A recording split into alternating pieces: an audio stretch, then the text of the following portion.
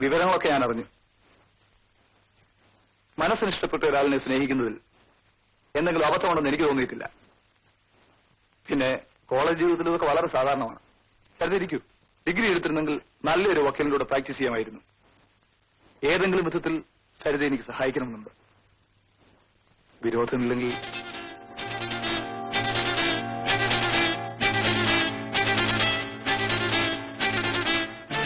ഞാൻ കല്യാണം കഴിച്ച ചേച്ചിയാണെങ്കിലും അനുജത്തിയെ സഹായിക്കുന്നതിൽ തെറ്റൊന്നുമില്ല. കരുതിയിരിക്കൂ.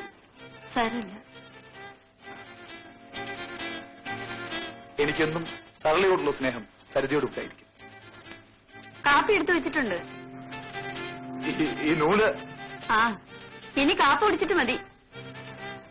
നമുക്ക് കാപ്പി കുടിക്കാം.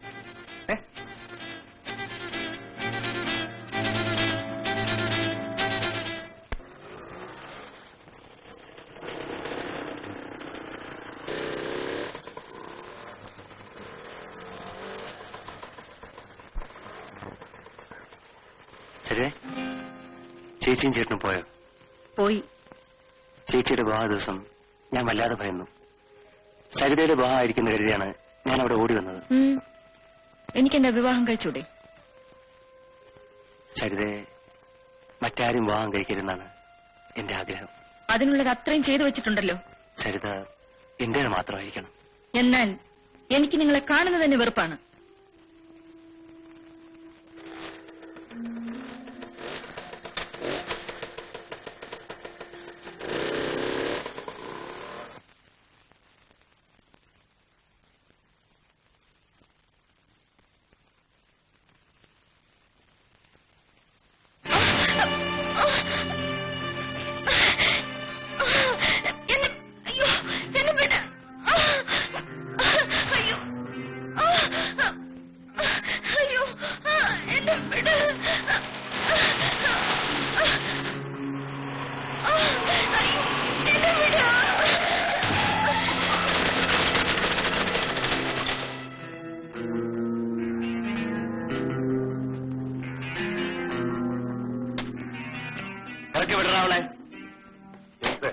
ആവശ്യമില്ലാത്ത കാര്യത്തിൽ നീ ഇടപെടരുത്.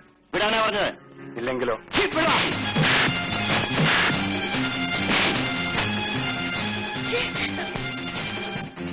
എന്നെ പോയിക്കോളൂ.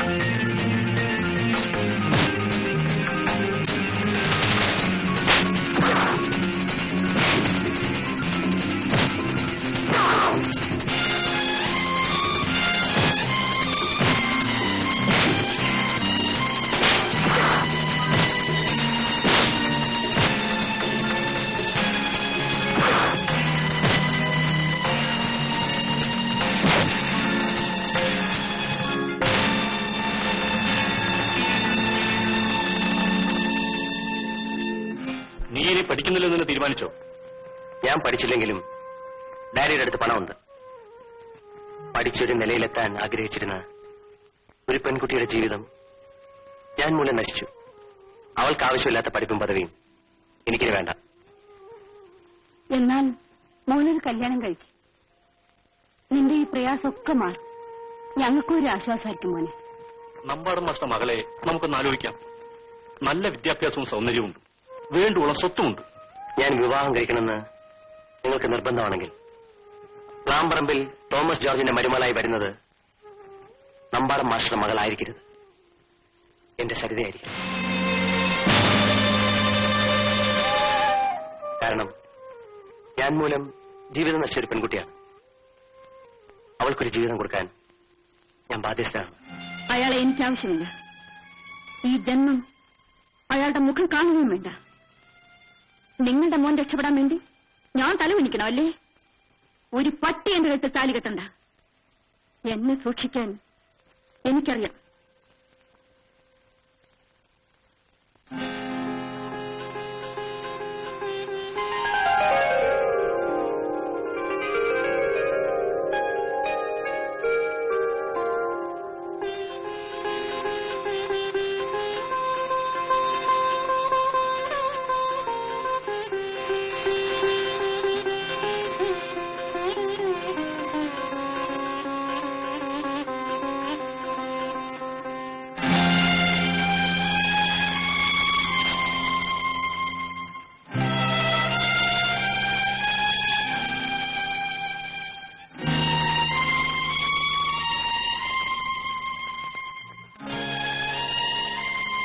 ജെയിംസ് എന്തിനാ ഈ നിലയിലൂടെ വന്നത്?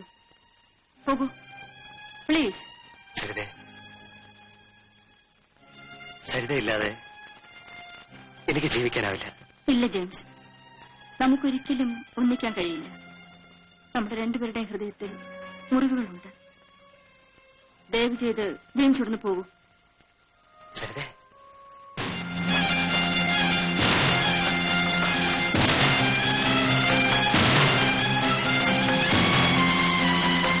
എനിക്കതാ തണ്ടി. ഇനി മേലിൽ നിന്നെ ഇവിടെ കാണും കണ്ടാൽ അടിച്ചു നിന്ന് എല്ലി ഞാൻ ഓടിക്കും. ഇവനല്ലേടി നിന്റെ കഥാനായകൻ. ഇവനെയൊക്കെ വെളി വെച്ചിട്ടാ മതി, ഇങ്ങോട്ട് വിളിച്ചോണ്ട് വരണ്ട കേട്ടോ.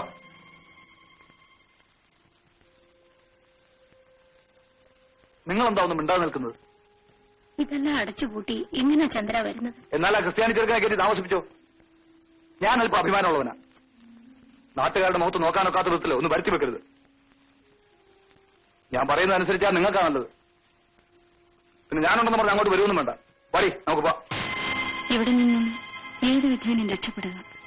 അല്ലെങ്കിൽ ഒരുപക്ഷെ ജെയിംസിന്റെ മുമ്പിൽ തോൽവി സമ്മതിക്കേണ്ടി വരും. അയാൾ പശ്ചാത്തപിക്കാൻ തുടങ്ങിയിരിക്കുന്നു. ചേട്ടാ,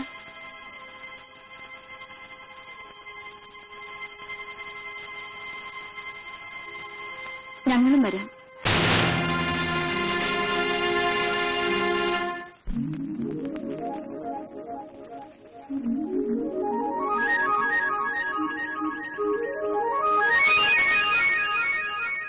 ഇവിടെ വന്നിങ്ങനെ എത്ര നാളാ ചുമ്മാതിരിക്കുന്നത്?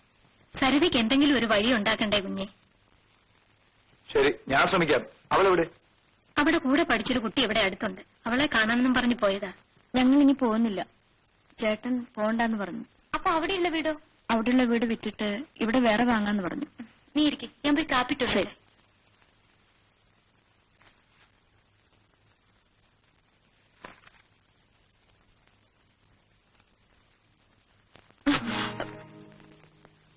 തനിക്കെന്താ കണ്ണ് കണ്ടൂടെ? പെണ്ണുങ്ങളെ കണ്ട പോക്കൃത്തരം കാണിക്കുന്നു. ക്ഷമിക്കണം, ഞാൻ മനഃപൂർവ്വം ചെയ്തതല്ല. നിങ്ങളിവിടെ നിൽക്കുന്ന ഞാൻ കണ്ടില്ല. കണ്ടില്ല. കാണാതിരിക്കാൻ എന്താ കണ്ണ് പൊട്ടിപ്പോയോ? നിങ്ങൾ പറഞ്ഞതാണ് സത്യം. എന്റെ കണ്ണുകൾക്ക് കാഴ്ചയില്ല.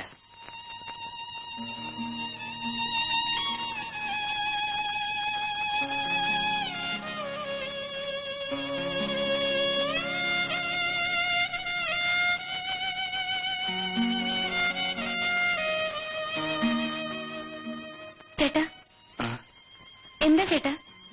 രേഖ, എനിക്കൊരു തെറ്റ് പറ്റി.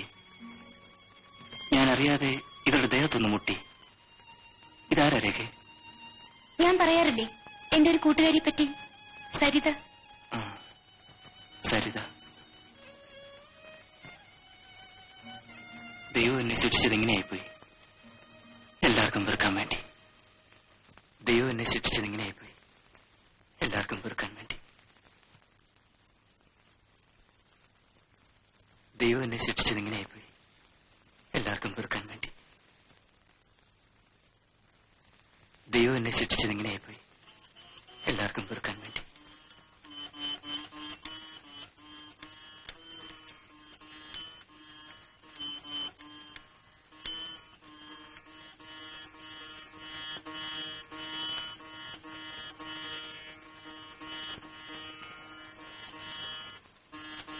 ആരാ?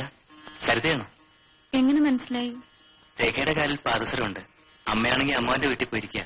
രേഖ എവിടെ? അവള് അടുത്ത വീട്ടിലെ മിനിക്കുട്ടിക്ക് ട്യൂഷൻ പറഞ്ഞു കൊടുക്കാൻ പോയിരിക്കുക. വിളിക്കണം? വേണ്ട, കുറച്ചു കഴിഞ്ഞ വരില്ലേ? സരിത നിൽക്കുകയാണോ? ഇരിക്കൂ. സാരമില്ല. സരിതയെ പറ്റിയെല്ലാം രേഖ എന്നോട് പറഞ്ഞിട്ടുണ്ട്. ഇനി എന്ത് ചെയ്യാനാ ഉദ്ദേശിക്കുന്നത്? ചേട്ടൻ ജോലിക്ക് വേണ്ടി ശ്രമിക്കുന്നുണ്ട്. വെറുതെ വീട്ടിലിരുന്ന മുഷു തോന്നൂല്ലേ? അല്ലാതെ എന്ത് ചെയ്യാനാ? എന്റെ അനുഭവം കൊണ്ട് ചോദിച്ചതാ. ബാലേട്ടൻ വീണ വായിക്കുമല്ലേ? കുറേശ്ശെ. പാട്ട് പാടുവോ? ചെറുതായിട്ടൊന്ന് മൂളും. അത് കള്ളം. ബാലേട്ടൻ നന്നായി പാടുമെന്ന് രേഖ പറഞ്ഞല്ലോ. ഞാൻ പാടിയിട്ട് ആര് കേൾക്കാനാ? ഞാൻ കേൾക്കാം. ഇന്ന് വേണ്ട, ഇനി ഒരിക്കലാകട്ടെ. ഇപ്പൊ വന്നേ ഉള്ളൂ. ഇത്ര പെട്ടെന്ന് മിനിക്കുട്ടിയുടെ ട്യൂഷൻ കഴിഞ്ഞോ? അതിനുള്ളിൽ മിനിയുടെ അച്ഛൻ ഒരു കഥപുസ്തകം കൊണ്ടുവന്നു. ഇത് ബാലമാവന് വായിച്ച് കേൾപ്പിച്ചിട്ട് ഇനി ട്യൂഷൻ മതി എന്ന് പറഞ്ഞ ഒരൊറ്റ ഓട്ടം. ഇതാരാ ബാലമാമ ഈ പുതിയ ചേച്ചി? നിന്നെപ്പോലൊരു കൂട്ടുകാരി. അയ്യേ, ബാലമാമ ഒരു മണക്കൂസാ.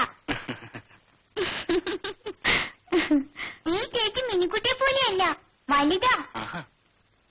മിനിക്കുട്ടിയെ പോലെ ബാലമാമ മടിയിലിരുത്തോ? ചേച്ചി, നമുക്ക് കഥ വായിക്കാം. ചേച്ചിക്ക് പോവാൻ സമയമായി. മോളും മാമയും കൂടെ വായിച്ചോ. രേഖ, നീ വീട്ടിലേക്ക് വരുന്നോ? ഞാൻ പിന്നെ വരാം. ശരി ബാലേട്ടൻ, ഞാൻ പോട്ടെ. ആ. വരട്ടെ.